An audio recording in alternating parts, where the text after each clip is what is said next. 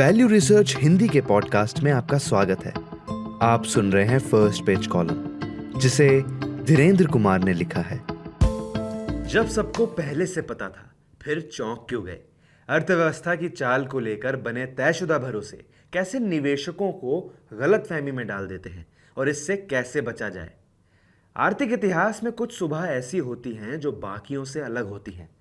Reserve bank of India ने नए governor के तहत अपनी तीसरी पॉलिसी मीटिंग में बाजार की उम्मीदों को धता बताते हुए रेपो रेट को 50 बेसिस पॉइंट घटाकर 5.50% करने का बड़ा कदम उठाया। हालांकि सभी को 25 बेसिस पॉइंट की छोटी कटौती की उम्मीद थी, वहीं आरबीआई ने सीआरआर में पूरे 1% की कटौती के साथ साथ अपनी नीति को तटस्थ यानी कि न्यूट्रल कर दिया। बाजार में पहले से ही नकदी की बहार है और महंगाई काबू में है। इस कदम को पूंजी निवेश और शेयर बाजार की तेजी के लिए रॉकेट के ईंधन जैसा माना जा रहा है। सोशल मीडिया पर पॉजिटिव साइकिल के चार्ट्स और तारीफों की बाढ़ आ गई है, जो एक बड़ी उछाल की भविष्यवाणी कर रहे हैं। लेकिन इतिहास बताता है कि जब पॉलिसी से जुड़े सरप्राइज असल में सामने आते हैं तो निवेशकों को सतर्कता बरतनी चाहिए। ये कॉलम आज के उत्साह से हटकर एक सामान्य सवाल उठाता है। जो आज तय लग रहा है, क्या वो कल भी इतना ही साफ था? और ये मानकर निवेश करना कि भविष्य पहले से ही लिखा हुआ है, कितना खतरनाक हो सकता है।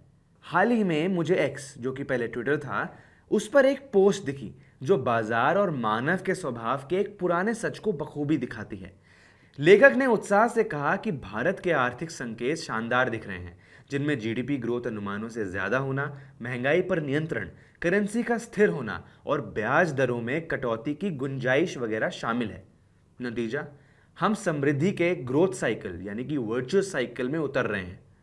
ये एक आकर्षक कहानी है और अच्छे समय में ज्यादातर आकर्षक कहानियों की तरह इसमें एक आम समस्या है। जैसे कि पुरानी कहावत है, सफलता के कई बाप होते हैं लेकिन असफलता अनाथ होती है। और ये बात इकोनॉमिक साइकिल्स और बाजार की चाल के बारे में बनाई गई कहानियों में सबसे ज्यादा साफ दिखती है। जब आर्थिक संकेत अच्छे होते हैं, जैसा कि अभी दिख रहे हैं, तो व्याख्याएं मॉनसून की शुरुआती बारिश की तरह बहने लगती है। अचानक हर कोई कड़ियां जोड़ लेता है। खाने की चीजों की कीमतें कम होने से लोगों का खर्च बढ़ता है, जिससे कंपनियों का मुनाफा बढ़ता है। करेंसी मजबूत होती है, मौद्रिक नीति में ढील की गुंजाइश बनती है और ग्रोथ को और गति मिलती है। यह सब बेहद तार्किक, तय, काफी सटीक लगता है। लेकिन असल बात यह है कि अगर ये रिश्ते इतने साफ और अनुमानित थे, तो महीनों या सालों पहले हर कोई इस ग्रोथ साइकिल के लिए तैयार क्यों नहीं था? सभी आर्थिक विश्लेषक क्यों एक मत नहीं थे? जवाब साफ है, वे नहीं थे। आर्थिक परिणाम हमेशा बाद में ज्यादा तार्किक लगते हैं, न कि उस समय जब वे हो रहे होते हैं। ये घटना सिर्फ माइक्रो इकोनॉमिक्स एनालिसिस तक सीमित नहीं है। हर तेजी का बाजार अपने हिस्से के उन दूरदर्शी लोगों को जन्म देता है जो बता सकते हैं कि तेजी क्यों तय थी। जिन सेक्टरों को पहले नजरअंदाज किया गया, वे अचानक आकर्षक निवेश बन जाते हैं। जो स्टॉक दोगुने हो गए, उनके लिए कहा जाता है कि उनके बारे में सबको पहले से ही पता था। लेकिन जब यही आर्थिक संकेत मिले जुले या नकारात्मक थे, तब भी व्याख्याएं उतनी ही ठोस थीं, लेकिन उल्टी दिशा में।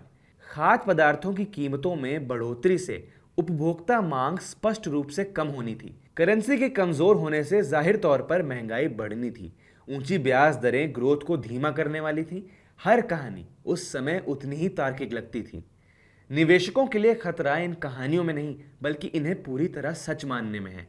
जब हम ग्रोथ साइकिल और पॉजिटिव मोमेंटम के बारे में पढ़ते हैं, तो ये मानना अच्छा लगता है कि अच्छा समय अनिश्चित काल तक चलेगा। जब हम आर्थिक चुनौतियों और मुश्किल परिस्थितियों के बारे में सुनते हैं, तो ये मानना उतना ही आसान होता है कि मुश्किलें बनी रहेंगी।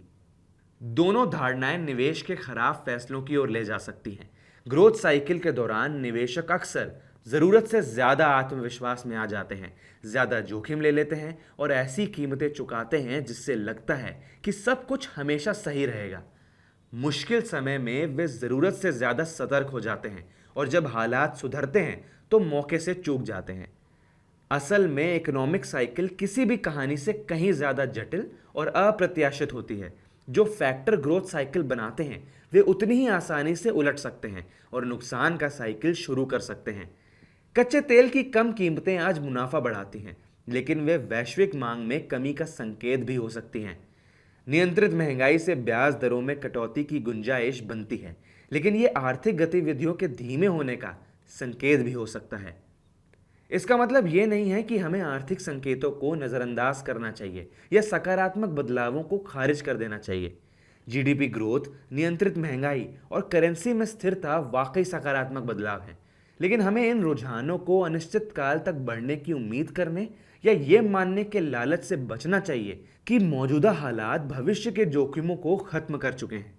व्यवहारिक निवेशकों के लिए सबक ये है कि अच्छे और बुरे दोनों समय में संतुलन बनाए रखें। जब आप ग्रोथ साइकिल और सकारात्मक गति के बारे में सुने तो इस पर ध्यान जरूर दें, लेकिन याद रखें कि साइकिल का मतलब ही है कि ये बदलता रहता है। जब आप आर्थिक चुनौतियों और बाजार की मुश्किलों के बारे में सुने तो ये याद रखें कि ये हालात भी समय के साथ बदलते हैं।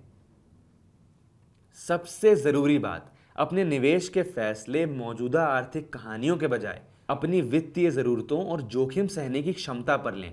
चाहे हम ग्रोथ साइकिल में हों या चुनौतियों का सामना कर रहे हों, निवेश के बुनियादी सिद्धांत वही रहते हैं। अपने जोखिम को डाइवर्सिफाई, केवल वही निवेश करें जिसे आप समझते हैं। लंबे समय का नज़रिया रखें और कम समय के हालात के आधार पर बड़े बदलाव करने से बचें। बाजार के टिप्पणीकार हमेशा जो हो रहा है उसके लिए आकर्षक बातें करेंगे और ऐसी बातों में अक्सर मैं भी शामिल हूँ। सफलता के हमेशा कई दावेदार होंगे जो अपनी दूरदर्शिता का श्रेय लेने को तैयार रहेंगे, लेकिन सबसे समझदार निवेशक ये जानते हैं कि आज का ग्रोथ साइकिल कल की सावधानी भरी कहानी बन सकती है और वो उसी हिसाब से अपनी योजना बनाते हैं।